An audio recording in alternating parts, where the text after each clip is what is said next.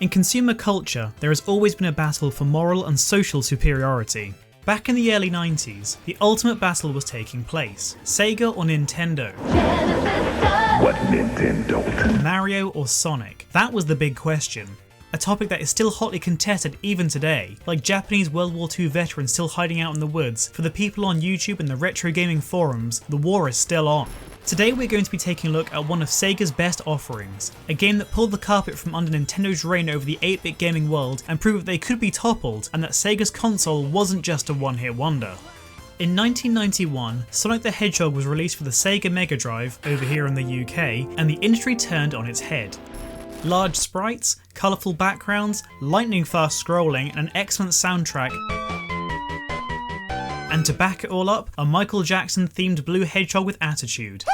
The 16-bit generation had arrived at an affordable price point with plenty of titles and standout titles such as Streets of Rage and Golden Axe just around the corner. Almost immediately after the release of Sonic the Hedgehog 2 began development and was released in 1992 to critical acclaim. And whilst we can't count Wikipedia as an academic source, a quick look at the review scores from the last 30 years pretty conclusively suggests that anyone who's ever played this game for a publication thought it was practically an essential purchase. According to reports from November 1993, it was the best-selling 16-bit video game of all time by a country mile. The Sega Mega Drive and Sonic had successfully made its way into the hearts and minds of US and UK gamers, and for good reason. The game is excellent. Alongside Super Mario World on the Super Nintendo, the two games helped spawn the mascot platformer genre, which largely aimed to follow the success of Sonic's 2D platforming with some degree of 2D. Notable titles included Bubsy, Pulseman, Rystar, Cool Spot, and the bizarre recycling-themed Awesome Possum, which sucks. I'm awesome! Who knows, maybe I'll cover them one day. Anyway, as always, we'll be playing the game on the original hardware to provide the most accurate experience of the game, to help prep you for if you decide to go out and experience it for yourself. But we will be using an EverDrive a little bit later on in the review with the original hardware to check out some lost content for the game and some awesome fan-made mods.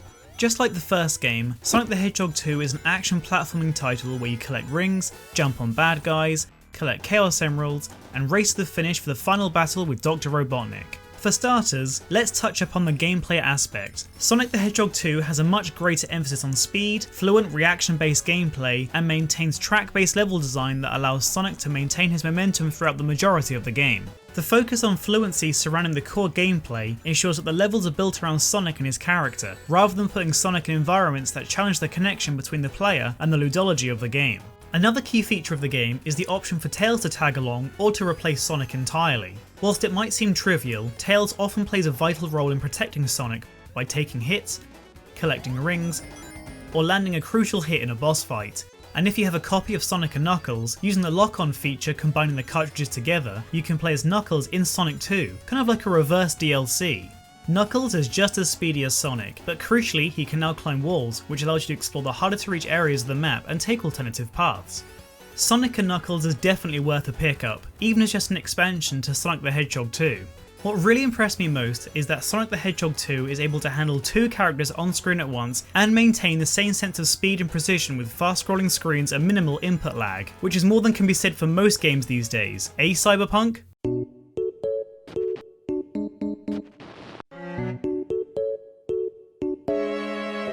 In a departure from the first game, Sonic the Hedgehog 2 replaces the CGI look of the characters, environments, and background elements and swaps them out for a bright and colourful plush art style. In addition to time saving in the development phase, the bold use of colour and thickness makes everything feel bigger and with more to see and explore. There is also a much greater emphasis on visual storytelling. Not only do the stages look much more refined and feel as if there is a story taking place that you are running through, there are several moments that allow the player to assimilate into the role as Sonic on screen without breaking up the action in an obvious way, such as running down the mountains and hilltop zone and hanging onto the back of the rocket when travelling to the Death Egg. I think it's these little moments that allow you to drift into the fantasy and add such urgency and, to an extent, difficulty to the levels as you play through the narrative.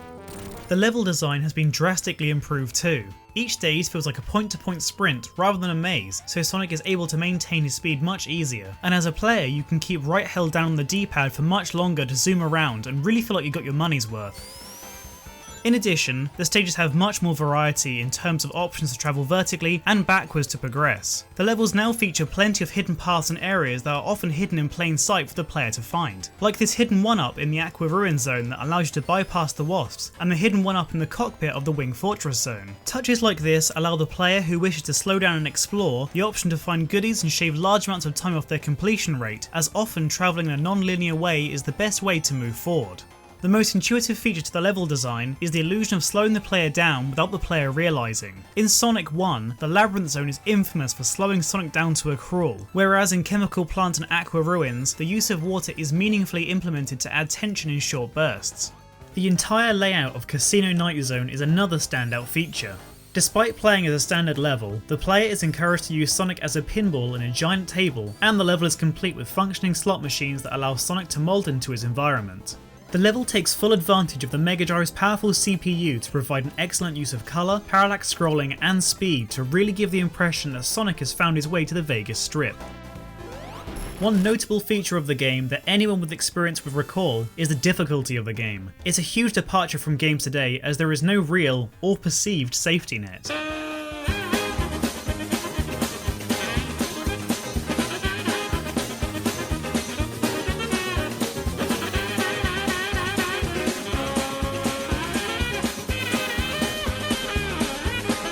Sonic the Hedgehog 2 is approachable and fun to play as a casual game, but it certainly doesn't mess around when it comes to being completed. Limited continues, no save feature, and a string of increasingly difficult levels means that as a player you're going to have to remain consistently good to ever see the end, which will probably take you months of practice if you're playing the game properly.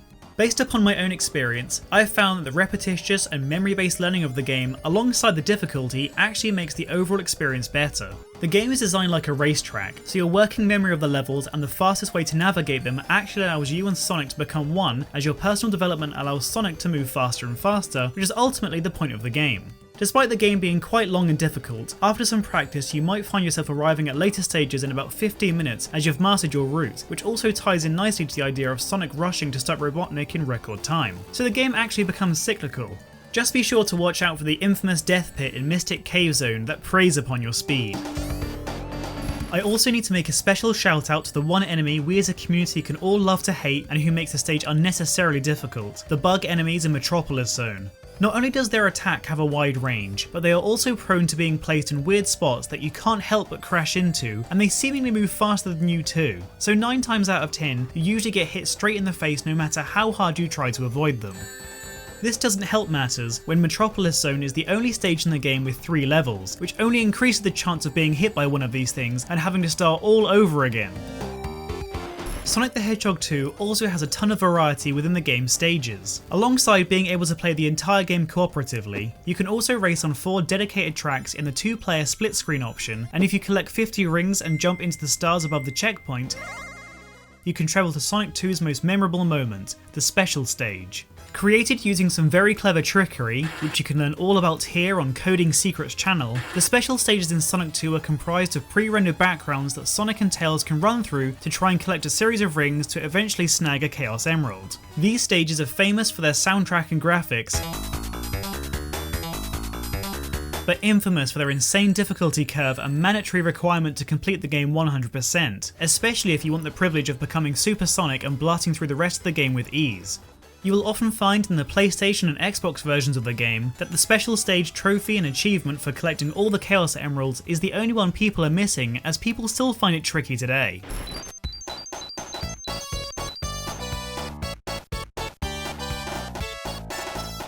My favourite element of the game is the soundtrack that is universally loved. Composed by Dreams Come True bassist and songwriter Masato Nakamura, the soundtrack for Sonic the Hedgehog 2 is synonymous with the Sega Mega Drive. The soundtrack for levels such as Chemical Plant Zone, Casino Night Zone, and Mystic Cave Zone, both single player and 2-player, demonstrates the potential and flexibility of the onboard Yamaha YM2612 sound chip, with the most famous song of all being the music that plays during the boss fights. Speaking of the boss fights, the scope and variety here is excellent. Each boss feels more challenging than the last and does present a genuine challenge for the player. However, there are ways and means to defeat the bosses if you're experienced with the game and feel somewhat cocky. For instance, in Oil Ocean Zone you can hide underneath the platforms if you repeatedly mash the jump button, and if you climb on the arrows in the Aqua Ruin Zone boss fight and jump to the left or right, you can avoid the battle entirely and fight Robotnik at your own leisure. Towards the end of the game, if you were able to successfully navigate the Wing Fortress zone and get past some horrible platforming areas with bottomless pits, launching devices and a lack of rings, which yes, feel incredibly uncomfortable so far into the game without a way to save, you can cling on the back of Dr. Robotnik's shuttle and reach the Death Egg. The final boss fight is broken up into 2 stages without any rings. First you have to battle Metal Sonic, and the vast majority of his sprite is an insta-kill zone, so even the most experienced players don't tend to mess about this far into the game trying to cheese an easy win. You've just got to pace yourself and slow down and cross every part of your body, in the hope that you don't die 3 hours into the game. Providing you haven't thrown your controller out of the window. Next, you move on to Dr. Robotnik himself in a Neon Genesis style mech suit. I'd hazard a guess and say that 90% of the robot is again an insta-kill zone, and as a player you were just expected to know that you have to hit him directly in the face. And if you didn't know that and this is your last life, well, back to the title screen for you. Robotnik's suit can fly, has homing attacks, and uses irregular patterns to try and catch you off guard. It's a horrible, controller clenching fight, but you'll feel on top of the world when you finally beat Robotnik once and for all. As the game ends and you escape the remains of the Death Egg, Tails catches you in his plane and you are whisked safely back down to Earth. If you have the absolute patience to collect all of the Chaos Emeralds, you'll actually fly back down to Earth with Tails as Super Sonic, but I've never once seen it happen in person, and quite frankly the effort required to see those ending images in colour isn't worth it. Afterwards, you'll get a featurette credit sequence with its own memorable music.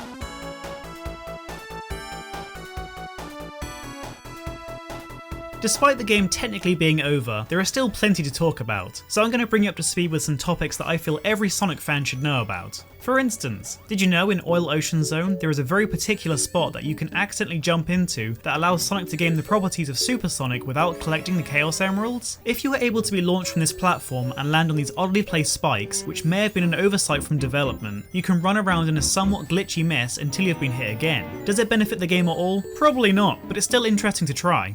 The Wing Fortress zone also has a pretty cool oversight you can exploit. The zone is known for its touchy platforming, which even Super Sonic can struggle with as he moves way too fast to be accurate. However, if you reach this propeller and purposely take a hit with rings as Sonic and then run for it, you can actually bypass the majority of the level to reach the boss in under a minute. I personally use this oversight all the time in this zone, whilst as the level is cool with its graphical trickery, it is an absolute pain to navigate. Sonic the Hedgehog 2 also has a fairly in-depth set of cheats. Of course you have the standard level select and codes to start with a certain amount of lives etc, but the game also features a fully functioning debug menu that allows you to completely redesign levels or break them for your amusement. It's amazing what you can get away with before the game crashes, which is a testament to how well the game was actually made in the first place. The fans of the game from within the Sonic community have also played a key role in the game's legacy, most notably for the discovery of several hidden zones that didn't make the cut. Very early advertisements for the game featured small and blurry images of stages that didn't appear to be in the final game. That was until players messing about with a Game Genie and debug codes found you could access the remnants of the lost stages from those magazine images, with Hidden Palace Zone in particular being in a near complete state. After this finding, the stage was officially made canon in 2013 in the iOS and Android versions of the game, and was made accessible by purposely falling down the previously mentioned death pit in the Mystic Cave Zone. Since the discovery of this finding, keen players from around the globe have been sourcing betas, prototypes and promotional versions of the game and dumping the files onto SegaRetro.com, which you can freely access with the EverDrive I mentioned earlier in this video. From there, fans have been able to piece together what Wood Zone, Dust Hill Zone, which features an environment change mechanic, and Genocide City Zone may have intended to be like in the final game and have actually made them playable. It has since become public knowledge in the community that Sonic 2 was originally planned to implement some form of time travel mechanic as seen in Sonic CD. For more on that story, check the description for Stray Fox's video. As a result, it is theorised that Hilltop Zone may have been a level intended as a past version of Green Hill Zone and Hidden Palace Zone as a potential future zone. It is also believed that the mysterious third stage of Metropolis Zone is a remnant of another level entirely that has been reskinned, as it was likely completed and the designers didn't want it to go to waste, so they just stuck it on the end. Sonic the Hedgehog 2 is also unsurprisingly a fan favourite within the modding community. If you own a legitimate copy of the game and have access to an EverDrive like I do, you can play fully modded versions of Sonic 2 on original hardware with just an SD card and a reader. My favourites from the community include the Sonic 2 Boss Rush mod, the Sonic 2 Sonic Heroes mod, Amy Rose and Cream in Sonic 2, and Sonic the Hedgehog 2 at Christmas. If you were looking to pick the game up today, just like Doom, you can play it on pretty much any system imaginable. However, I'd personally recommend the following: the original cartridge, the port to Sonic Jam on Sega Saturn, the Sega Mega Drive Ultimate Collection for PlayStation 3, especially as you can save, and finally the Sega Ages Sonic 2 port for Nintendo Switch, as it is pixel perfect and can be played on the go, and even features a built-in level select option so you don't have to type the cheat in every time you want to play the game. If you still want more Sonic the Hedgehog 2, I implore you to check out Sonic Mania for modern platforms. Developed by fans alongside the legendary Christian Whitehead team, with the seal of approval from Sega themselves, Sonic Mania is essentially a new Sonic Mega Drive game for kids from the 80s and 90s to love. If you haven't played it yet, you are missing out. The game draws inspiration from all of the main series Sonic the Hedgehog games, that being 1 through to CD, and blends them seamlessly together alongside some brand new stages and ideas to create a game as good as you remember, and it features 4-player co-op on the same screen. Sonic the Hedgehog 2 will always remain one of the must-have Sega Mega Drive games, and is a really good entry point into the world of retro gaming due to its availability, accessibility, and standout moments. I recommend you pick this one up for your system of choice, you really won't be disappointed. And as always, I'd like to thank the lovely people on screen now for all of their hard work and contribution to the production of this video. In the next episode, we shall be checking out an excellent example of a portable trading card game done right. See you there!